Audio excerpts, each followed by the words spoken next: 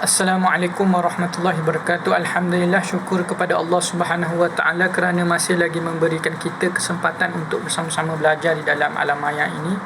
Selawat dan salam ke atas junjungan besar kita Nabi Muhammad sallallahu alaihi wasallam. Dengan berkat perjuangan baginda lah, maka hari ini kita mendapat nikmat iman dan Islam. Baik. Seterusnya, jadi hari ini kita akan belajar mengenai Ustaz ulang sikit lah, okay, yang sebelum-sebelum ni, iaitu pecahan dan juga perpuluhan. Okay, pecahan bawah ni kalau kita belajar 1/10, kita juga boleh tukar dia kepada perpuluhan. Perpuluhan dia akan ada sifar, per, titik dan juga satu. Sebab di sini satu, dia akan jadi satu kat sini. Kalau sini 5, dia akan jadi 5. Sifar perpuluhan 5. Contoh. Contoh macam tu lah. Okey. Jadi kita tengok, cuba. Kalau kita nak tukar pun sama juga. Sifar perpuluhan 1, dia kata suruh tukar kepada pecahan. Jadi kita tengok ni, kita tahu kita mesti 1/10 sahaja. Mesti per 10 saja, tak boleh per lain. Maknanya kena per 10. Ini yang kita dah belajar pada kelas yang lepas. Jadi siapa yang tertinggal tu, maknanya kena tengok balik macam mana nak belajar dia. Okey, katakan tiba-tiba dia diberi sifar perpuluhan 5.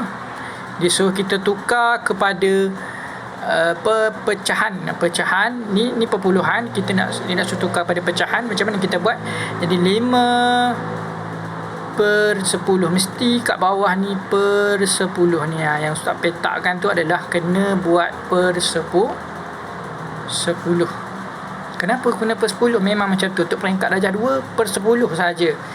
Kalau dia bagi sifar perpuluhan 9 pun kena jadi 9, ambil balik 9 ni per dengan 10 saja. Itu saja. Okey, semua dah faham. Sama juga kalau dia bagi 9/10, dia nak suruh tukar kepada perpuluhan. Jadi kita ambil sifar, titik ataupun kosong, titik 9. Kita ambil nombor ni, jadi tak situ. Macam tu je. Okey, ingat yang tu je dulu. Ni kena faham konsep dululah. Okey, baik. Jadi hari ini kita nak membandingkan pecahan dan juga perpuluhan. Macam mana pula bandingnya? Bandingnya yang pertama sekali, contoh dia bagi 5/10. Contoh, dia bagi 5/10, dia suruh berbandingkan dengan sifar perpuluhan 3. Dia tanya, 2 ni yang mana lagi besar? Itu yang kita nak belajar pada hari ini, iaitu mana yang paling besar sebenarnya. Jadi macam Ustaz sebut sebelum ni, ini kita semua mesti tukar ke dalam perpuluhan, ataupun tukar ikutlah, nak tukar dalam puluhan ataupun dalam pecahan, boleh mana-mana. Cuma kita yang lebih baiknya tukar dalam pecahan lah. Tukar pecahan. Yang ni dah jadi pecahan ni, yang 5/10 ni dah pecahan, ni belum lagi pecahan. Jadi kita kena tukar dia. Dia jadi berapa? 3/10. Betul tak? Jadi yang mana lagi besar? 5/10 dah lagi besar, sebab 5/10 nombor dia lagi banyak. Kalau tak percaya, kita cuba buat kek. Okey, kita potong 10. Okey, kita potong 10. Ni potong 10. Kita lorek 5, 2, 3, 4, 5. Okey, 5/10. Yang ni 3 je. Yang ni dapat 5 bahagian, yang dapat 3 bahagian je. Okey, kita potong 1, 2, 3 ni. Ni dapat sini je dia dapat. Yang ni dapat separuh, dekat dengan separuh. Yang ni dapat sikit je. Jadi maknanya 5/10 lagi besar. Okey, faham? Yang tu bagus, kena faham yang ni.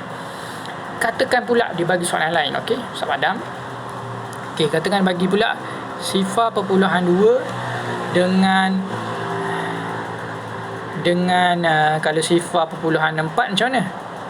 Dia bagi yang sama pula. Yang sama senang je, kita ambil yang mana lebih besar. Sifar perpuluhan 4 lah lebih besar.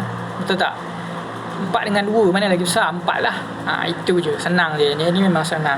Tapi kalau pecahan 1/2 dengan 1/3, yang mana lagi besar? 1/2 lagi besar. Kenapa? Sebab 1 dia potong 2. Yang ni 3 kan. Dia kena potong 3. Dia potong 3. Sekejap. Okey, dia potong 3. Dia potong 3. Jadi kalau dia lorek 1, ni lorek 1 dah separuh.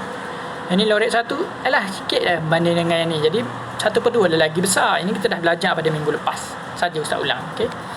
Ini kena faham. Yang ni pun kena faham.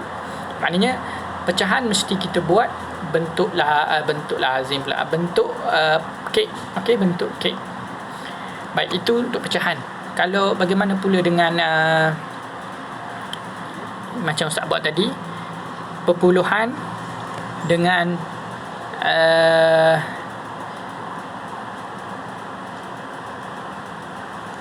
dengan pecahan. Macam mana 1/10 dengan sifar perpuluhan 2. Jadi macam Ustaz sebut, kena tukar dalam bentuk pecahan. Buat je. Jadi berapa jawapan dia? 2/10. Jadi yang mana lagi besar?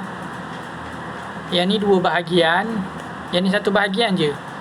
Jadi yang ni adalah lagi besar. Jadi kita buat kek, dapat ni potong 10, yang ni pun potong 10 juga. Dia sama kan. Jadi kita potong 10. Yang ni dapat 2 bahagian.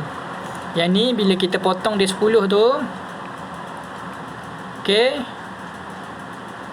dia hanya dapat 1 je bahagian. Jadi mana lagi besar?